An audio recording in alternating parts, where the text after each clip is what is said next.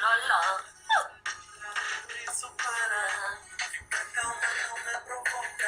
Não me provoca.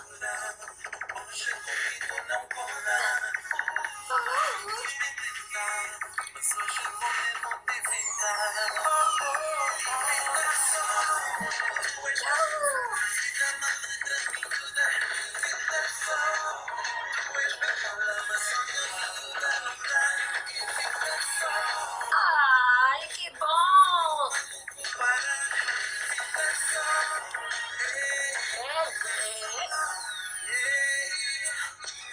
Oh!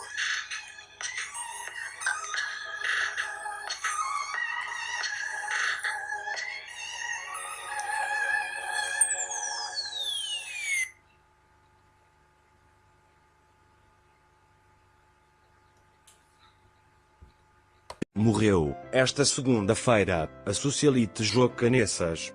Lutava há vários meses contra um cancro no pâncreas, que entretanto se tinha alastrado a outros órgãos vitais. Tinha 66 anos. Jo Canessas nasceu na Régua numa família de classe média. Com o nome Maria Gorti Guedes, cedo começou a ser apelidada carinhosamente por Jo. A infância foi marcada pela morte da mãe. Fiquei sem mãe muito cedo. Ela tinha 42 anos e eu ainda não tinha 14.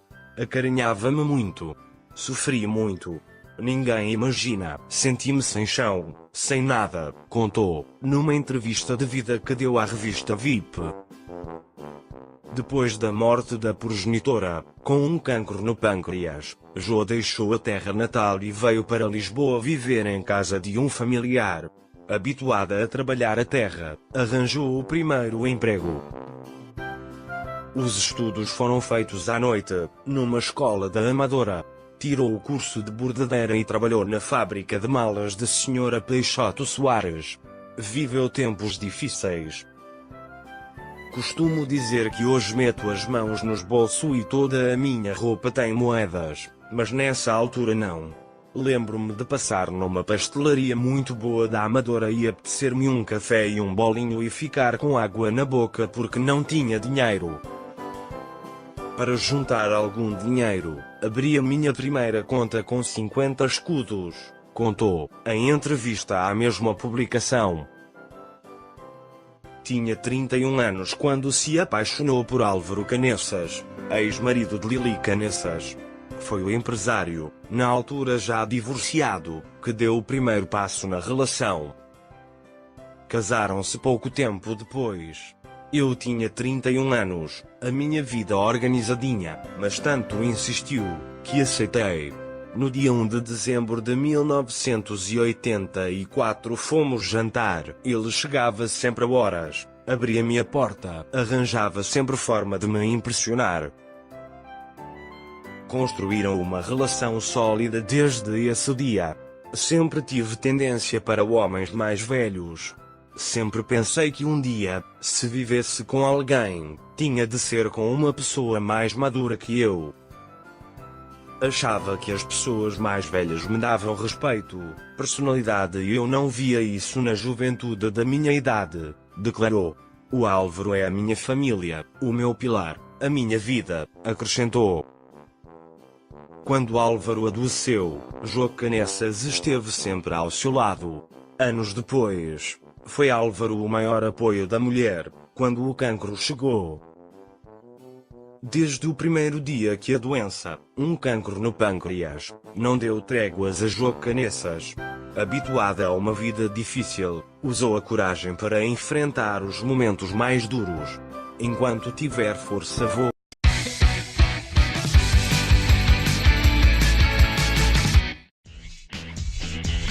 Metsovo é uma cidade do Epiro, uma região no noroeste da Grécia, conhecida pela natureza, mas também pela pobreza. O desemprego e o êxodo rural são uma realidade incontornável. Como em muitos lugares na Grécia, o turismo garante uma receita significativa. Através das casas construídas em pedra, das montanhas e dos produtos tradicionais.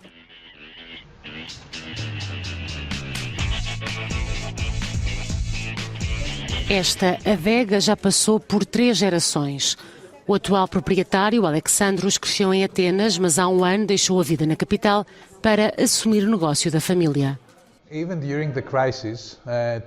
Apesar da crise, o turismo continua a crescer. É uma oportunidade para nós. Vim para cá para ajudar a empresa a ter mais rendimentos. Um aspecto com muito potencial são as exportações.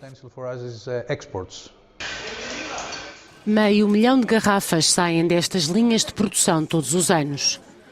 1/5 é exportado e a empresa acredita que, com a experiência e os preços competitivos, pode aumentar os lucros no futuro.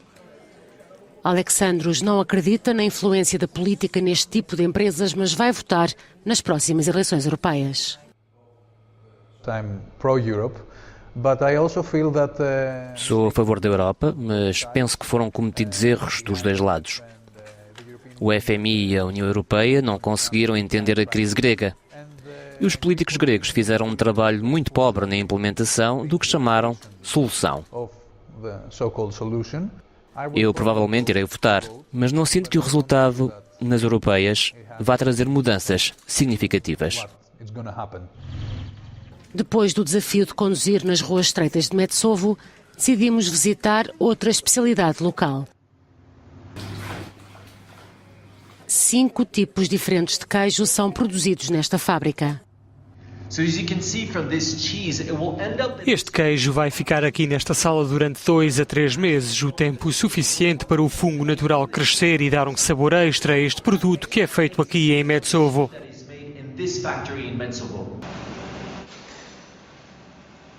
Para produzir 170 toneladas de queijo por ano, a fábrica emprega cerca de 20 trabalhadores.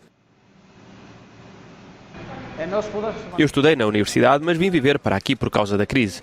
Noutras circunstâncias, poderia trabalhar na cidade ou continuar os meus estudos, fazer um mestrado ou um doutoramento. Os salários são muito baixos e não consigo viver noutro lugar. Mesmo em Ioannina, que fica a apenas 50 km daqui, é muito difícil.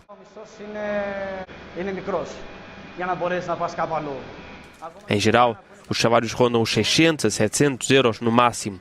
Aqui o salário é muito bom. Cerca de 1000 euros. Georgos, o diretor da fábrica, diz que é um firme defensor da União Europeia e considera que a crise económica grega deve servir como um alerta para os produtores. Todos estes anos, a União Europeia ajudou muito os agricultores com os subsídios. Infelizmente, o nosso país não usou os fundos corretamente. Não foram aplicados tendo em conta o desenvolvimento da Grécia. Pequenas empresas como esta são a espinha dorsal da economia grega, mas muitas delas ainda têm um longo caminho pela frente para a recuperação total. Falámos com empresários e trabalhadores. Qual foi a principal ideia que saiu das nossas conversas com eles? Penso que os empresários querem uma melhor utilização dos fundos da União Europeia e os funcionários querem apenas melhores oportunidades de emprego.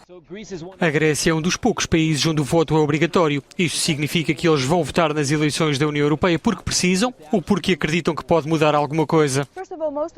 A maioria das pessoas com quem falamos diz que vai votar, mas não acredita que vai alterar alguma coisa nas suas vidas. Vamos continuar a conduzir e ver o que vamos descobrir.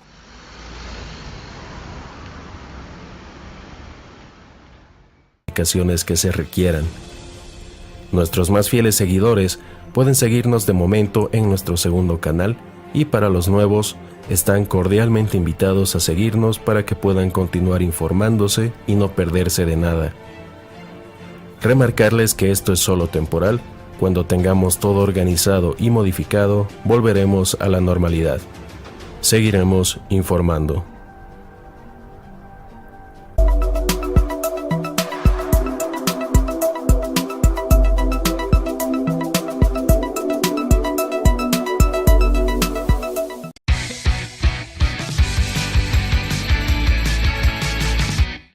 Igoumenitsa, Grécia. Aqui a vida gira em torno do Porto.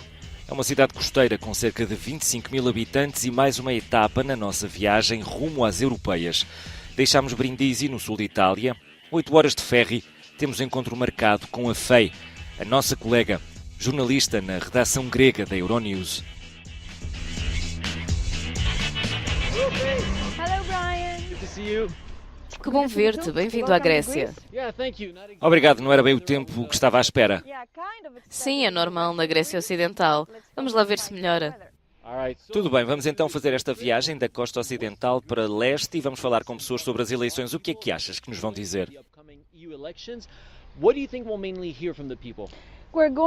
Vamos ouvir muitas críticas ao governo do Syriza, de certeza. Como sabes, é o governo de esquerda que acabou por ter de implementar políticas muito duras.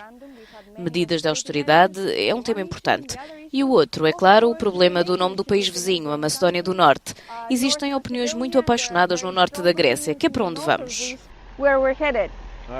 Sim, parecem realmente temas importantes. Como alguém de fora, sempre que penso na Grécia, associo o país à crise. As instituições internacionais dizem que a crise já acabou, pelo menos oficialmente, no ano passado. Mas será que as pessoas também acham isso? Oficialmente, estamos numa era de pós-resgate. Os números da economia estão melhor, mas as pessoas não sentem diferença no dia-a-dia.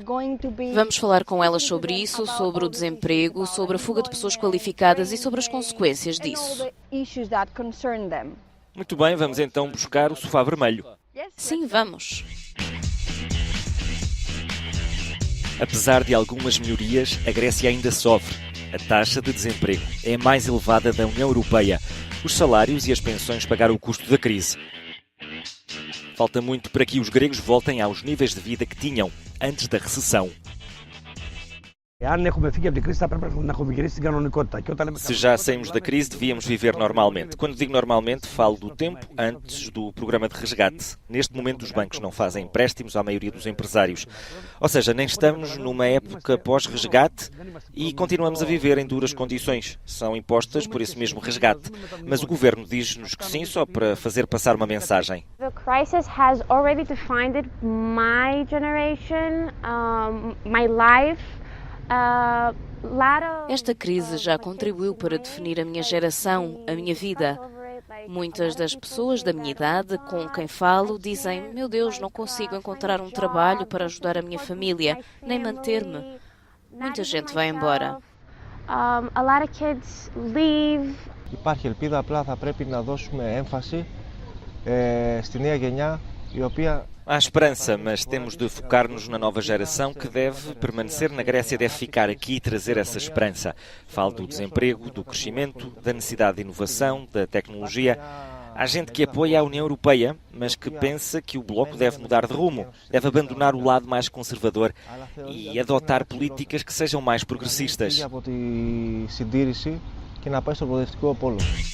O desemprego é um problema na Grécia, mas o desemprego jovem é ainda pior. Quase 40% dos jovens não encontra trabalho. Deixar o país é uma opção.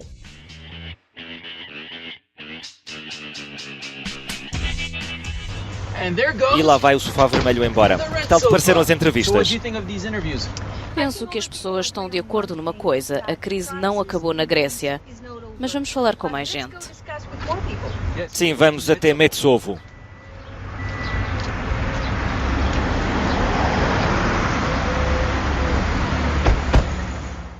Central Noticias. Atención. Suscríbete y muy importante activar la campana de notificaciones. Sí o sí. Porque ya basta de habladurías y complicidad en Venezuela. Atención. Central Noticias. Deja tu comentario al respecto. Ya estamos a menos de 10 días del final de otro abril donde en Venezuela sus habitantes son las desesperadas víctimas de una pandilla de bandidos que con delincuentes internacionales y tiranos perversos siguen manteniendo lo que hace más de 20 años logró con la complicidad de muchos que ahora también actúan como decentes salvadores y sacrificados exiliados, el gran traidor y ladrón Hugo Chávez.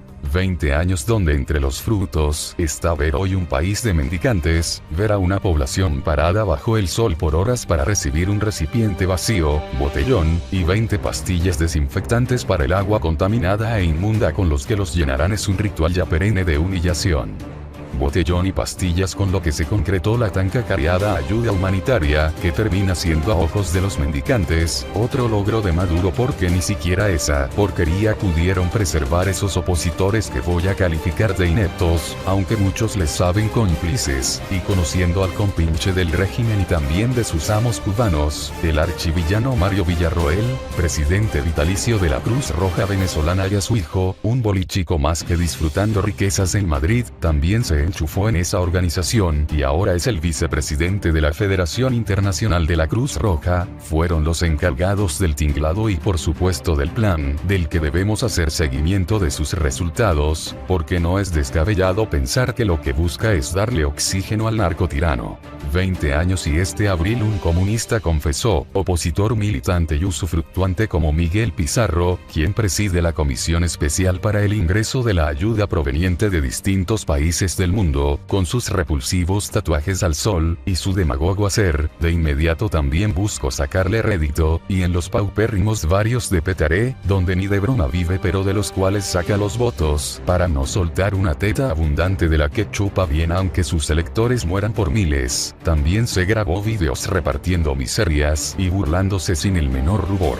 20 años de una montonera militar ladrona y aún siguen pretendiendo vender que esa banda amponil con estrellas y charreteras tiene interés en cambiar este espanto y restituir la democracia. 20 años y se creen lo que dice un narcochoro de ese cartel de cachucha y soles, y lo dan por palabra irrefutable este mismo abril, justo el pasado 9, antes de ser capturado en Madrid, el llamado Pollo escribía en su cuenta Twitter: "No tengo la menor duda. Maduro saldrá por decisión de la Fuerza Armada Nacional". De inmediato el cacareo de civiles sumisos, que desde posiciones políticas se dedicaron a jalarle más bolas y a convencer a ingenuos de que si se les ofrecía amnistía hasta por los horrendos crímenes de lesa humanidad y el saqueo brutal que han cometido, nos liberarían del yugo cubano y de rusos, chinos, iraníes, narcos y crimen organizado, pero la oferta parece que la usaron como papel higiénico. 20 años de amnesia cómoda que permite con descaro que otros sayón como Cliver Alcalá Cordones, apartado de chavismo, vean y asuman el encomillado, diga: "La democracia cada vez más cerca".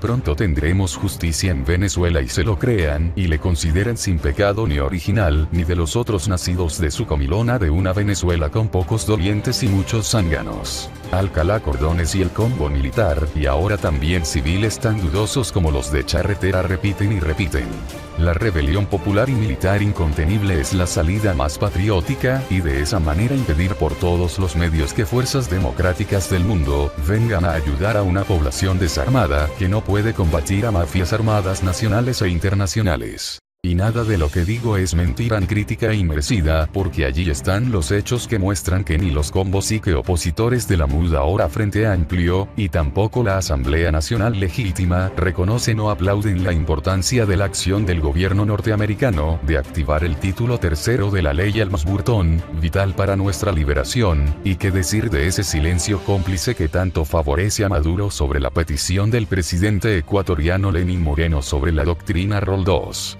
Lectores, tengamos en cuenta que estos 20 años pueden triplicarse si seguimos como vamos, porque el cuento de que vamos con todo cuando realmente ni chinas, ondas, tenemos para lanzar piedras es una farsa repulsiva y criminal.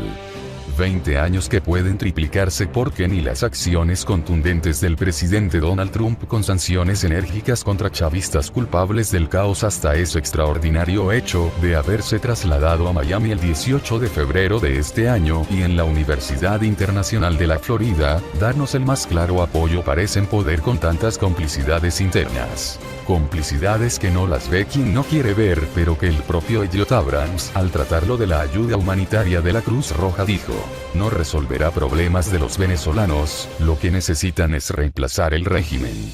Pero reemplazarlo solos no podemos, y seguir esperando el fulano quiebre militar vemos que es simple paja, habladuría sin base cierta, de la que comen los burros. 20 años y una sola realidad. Hijos que se van, familias desmembradas, ancianos que se quedan solos porque sus hijos y nietos optaron por el éxodo. La única y verdadera reflexión es que lo que hay que hacer y ya es sacar esta narcotiranía, eso es lo único que debe resultar sí o sí. Lo demás es complicidad. Por otro lado, atención. El primer trimestre de 2019 fue el más violento en la historia de México, según cifras oficiales. Atención. Central Noticias. Deja tu comentario al respecto. Los datos aparecieron después de que el viernes pasado un grupo armado irrumpiera en una fiesta privada en el municipio de Minatitlán, donde asesinaron a quemarropa a 14 personas, incluidas mujeres y niños. Durante los primeros 3 meses del año, México registró 8.493 asesinatos dolosos, la cifra más alta desde 1997, año en el que comenzaron los registros estadísticos. Según datos del Secretariado Ejecutivo del Sistema Nacional de Seguridad Pública, actualizados hasta este último sábado, en enero se registraron 2.855 homicidios dolosos, en febrero 2.802 y en marzo 2.836 para un incremento del 9,7% con respecto al trimestre de 2018. El promedio de asesinatos al día fue de 93. En ese mismo periodo del año pasado, último de la gestión del expresidente Enrique Peña Nieto, se contabilizaron 6.599 expedientes de investigación por homicidio doloso. El pasado año se registraron 33.369 asesinatos, siendo el más violento de la historia de México desde que empezaron los registros en 1997. La cifra es elevada también respecto al primer trimestre de 2011, el año más violento del expresidente Felipe Calderón, quien durante su administración inició una guerra contra el narcotráfico, cuando se registraron 5.441 homicidios dolosos. También en el primer trimestre del año se acumularon 244 casos de feminicidio, por 199 del mismo periodo del año pasado, mientras que los casos de secuestros fueron 441 por 267 del 2018. Por estados, Guanajuato se apuntó como el estado con más homicidios dolosos con 947 carpetas de investigación. Para reducir los índices de violencia e inseguridad, el actual presidente de México, Andrés Manuel López Obrador, tiene como apuesta principal la Guardia Nacional, un nuevo cuerpo de seguridad pública integrado por policías y militares. Los datos aparecieron después de que el viernes pasado un grupo armado irrumpiera en una fiesta privada en el municipio de Minatitlán, donde asesinaron a quemarropa a 13 personas, un niño, 5 mujeres y 7 hombres, cifra que el sábado aumentó a 14 al fallecer uno de los heridos, un hombre, en el hospital. El 12 de abril López Obrador y el periodista Jorge Ramos confrontaron datos de violencia en México en una tensa conferencia de prensa. El periodista le preguntó aquel día a López Obrador cómo pretendía reducir a corto plazo la violencia en el país, pues según cifras oficiales en los primeros 2 meses del año los asesinatos subieron un 13,5% hasta 5.649. El mandatario explicó que ni siquiera había una estadística confiable y diaria de los delitos cometidos en el país y señaló que los presidentes anteriores no se hacían cargo de este tema. El mandatario aseguró que la situación de violencia e inseguridad se ha controlado. Entonces Ramos rebatió con sus propias fuentes y se enfrascaron en un choque de datos que culminó con López Obrador ofreciendo el promedio de homicidios registrados a diarios en el país. Por otro lado, atención. Estados Unidos llama a todos los países a bloquear la ruta a Venezuela para los aviones rusos. Atención. Central Noticias. Deja tu comentario. Estados Unidos instó a todos los países a seguir el ejemplo de Malta, que no dejó pasar por su espacio aéreo a los aviones rusos que iban a Venezuela, comunicó la portavoz del Departamento de Estado de Estados Unidos, Morgan Ortagus. Aplaudimos al gobierno de Malta por no haber permitido que los aviones rusos usaran su espacio aéreo para abastecer al brutal exrégimen de Venezuela. Llamamos a todos los países a que sigan el ejemplo de Malta para detener el apoyo del Kremlin al dictador Maduro, escribió en su cuenta de Twitter. El 4 de abril Malta prohibió entrar en su espacio a 2 aviones rusos con destino a Venezuela.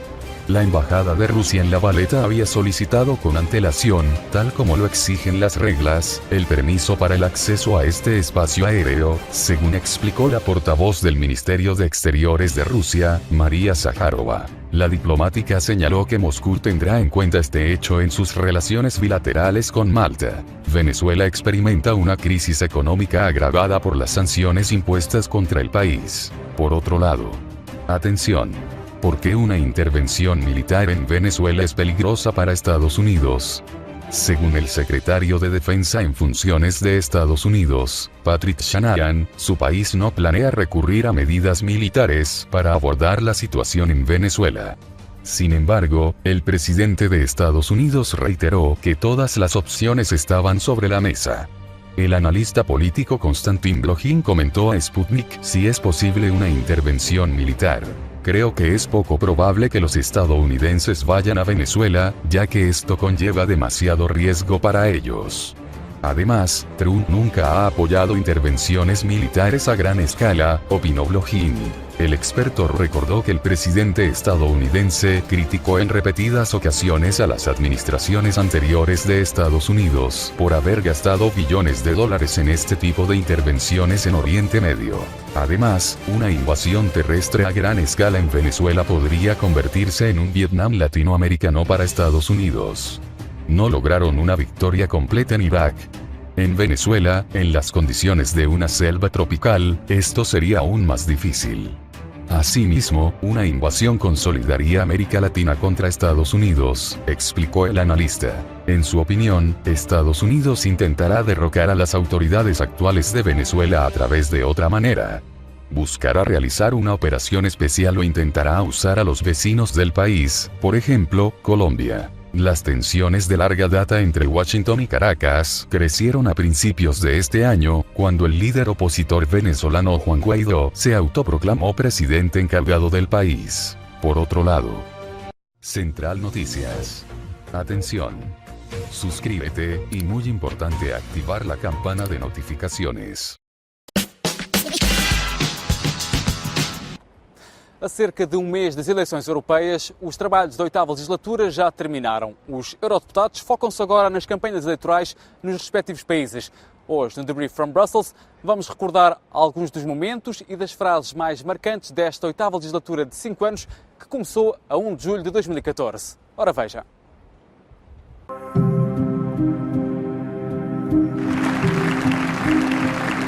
Europe is our life, our history. Europe is our culture.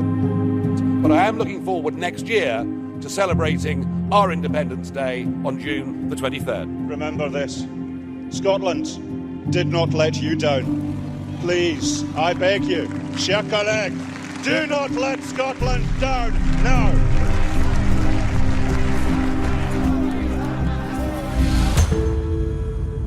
Mais vous avez menti. Vous n'avez pas dit la vérité.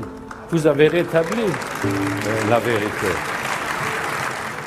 It is the unelected Commission that have the sole right to propose legislation. We don't talk about what is the biggest threat for the moment in Europe, that is undermining the values and the principles of the European Union. And nobody does it. Well, we will do it. Quel peuple aurait accepté pendant 5 ans ce qu'a vécu le peuple grec?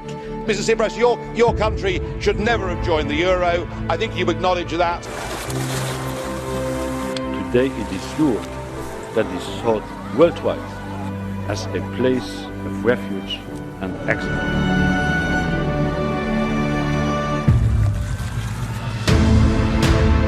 Freedom of press, freedom of speech, mutual respect and tolerance. That's the basis of our society, and we are not prepared, nowhere in Europe, to accept that these values are attacked as it happened today in Paris. Je vous demande de vous lever pour faire une minute de silence.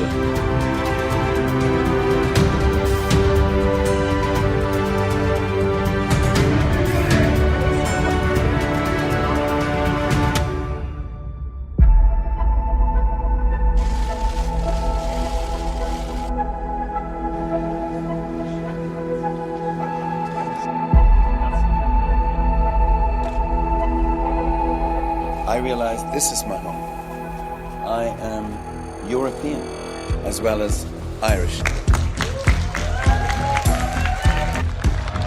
Io mi associo alla protesta e vi dico svegliatevi! Svegliatevi! Vous vous jetez sur les dépouilles des victimes même pas refroidies pour en faire un acte politique. Honte à vous! Mi faccia parlare come io ho fatto parlare lei. Si sieda immediatamente.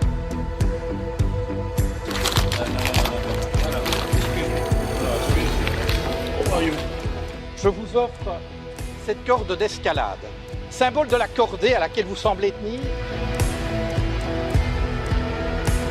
This VW scandal is not just about money, it's also about health as well. What happened is completely unacceptable. My name is Greta Thunberg. I am a climate activist from Sweden. You should continue because you are doing a great job.